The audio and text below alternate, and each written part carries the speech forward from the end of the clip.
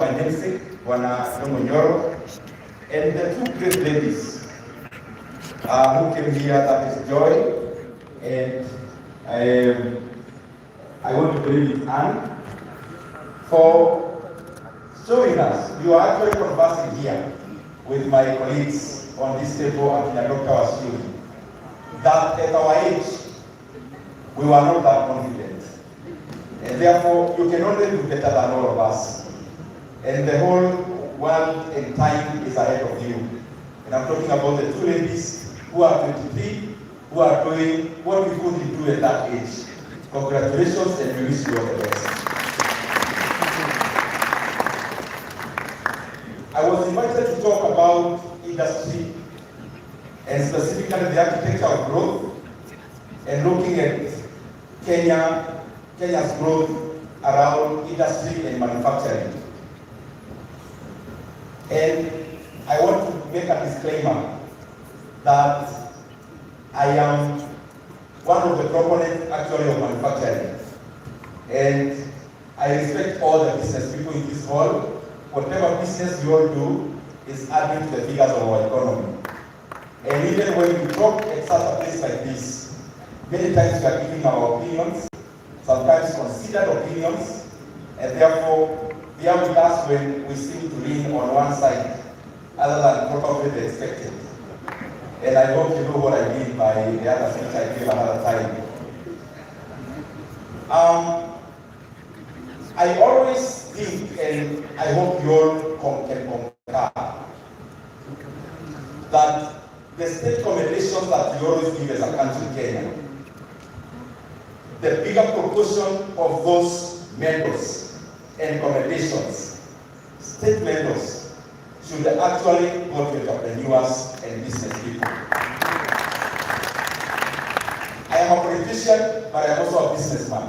And I can confirm to you, in terms of heavy lifting, an entrepreneur does more than a politician insofar as the economy is concerned. Yes, we say policy, but the people who actually do the heavy lifting is entrepreneurs who are in this hall today. Allow me to be a bit also macro, because to contextualize, and I'm on the topic that I was invited to talk. The Kenyan GDP, the gross domestic product of Kenya, maybe around, could be around 18 trillion. How is it composed? And you'll be shocked probably at this. Our Kenyan GDP at 100%, a whopping 65% of our GDP is service industry. Around 70% is manufacturing, what is called secondary production. It is actually industry, manufacturing, and the associated logistics around that. 18% is primary production in overall. Primary production is agriculture and anything else that we produce in raw form, including mining. But out of the 65% of service, most of it is also public service, because education is part of the GDP, majorly funded by government, healthcare, and the rest. But there's fewer manufacturing in our country. If you remove the logistics from the secondary production, manufacturing in Kenya only accounts for 7% of our GDP, only. And it has been declining from the 80s actually to the current level. But why is manufacturing important? Why can't we then grow why can't we grow the segment that there is in growing it? Why can't we just grow agriculture and primary production? Because it seems it's a low-lying fruit. I have never seen any economy that has grown out of primary production, out of agriculture, out of production of wheat, out of production of avocados, out of production of maize, or any other form of primary production. Not a single economy. All the economies of the world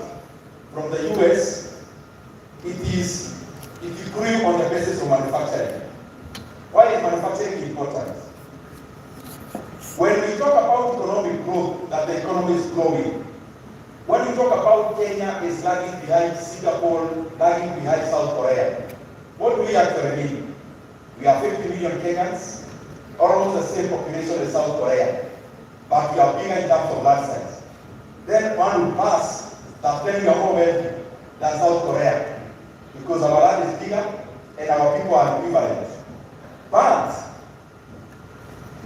what distinguishes a country like Kenya and those developed ones is something we call productivity per worker. Yes, we are 50 million Kenyans, and South Koreans are that number, almost close to that. What distinguishes whether Kenya is a growing country or already grown, developed or developing, is productivity per worker. Now, what manufacturing does is to enhance productivity per worker. And how? When you are farming, when you are doing primary production, there is something we call decreasing returns to capital. That every money you deploy, when you farm your first 1 acre of land, anytime you have land, you start cultivating where it is fertile. And therefore you use less inputs for more output.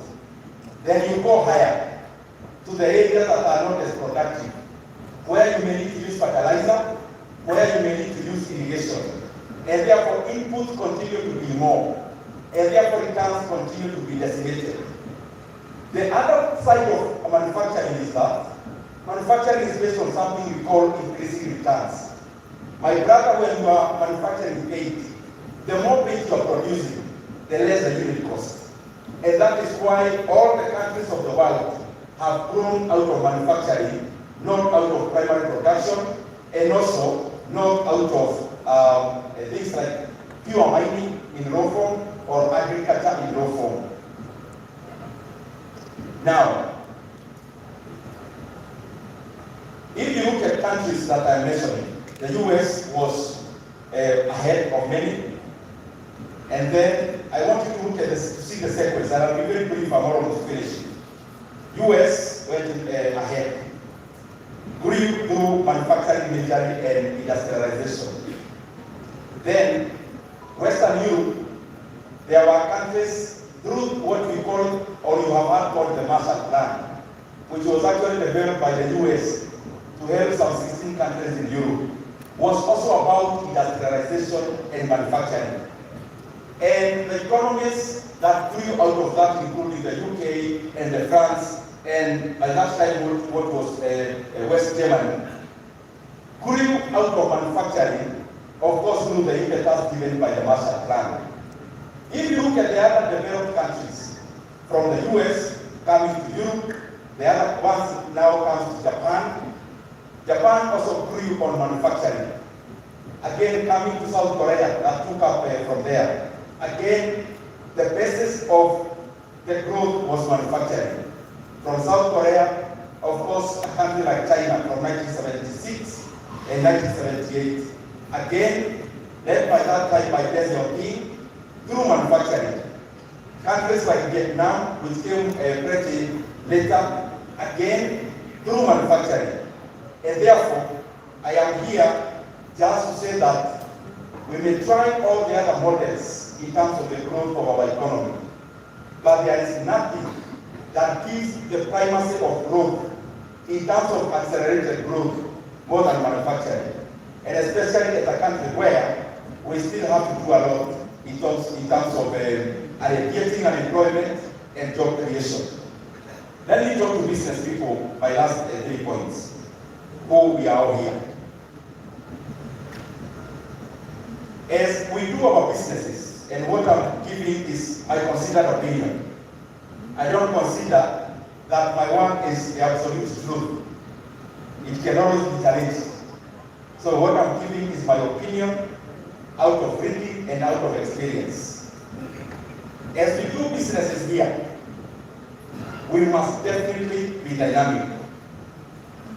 A person who is here building apples for us in terms of homes and selling them, selling us the land on which to build our homes, must constantly think about also diverse channeling their capital into other areas. Because businesses across time are dynamic.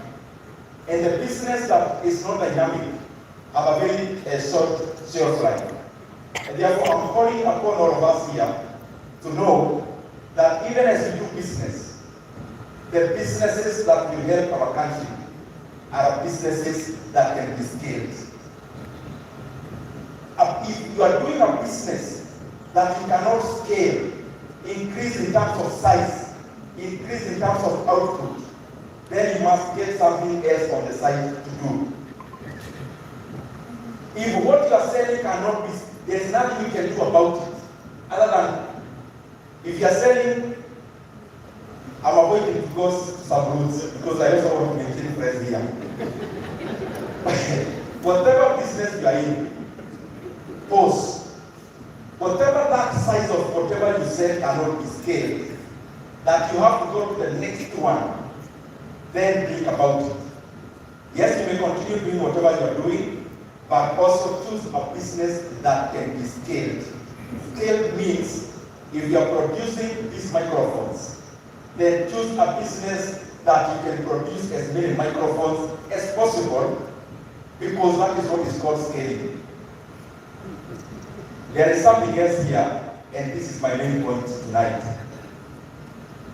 I was reading Forbes online yesterday, I think today.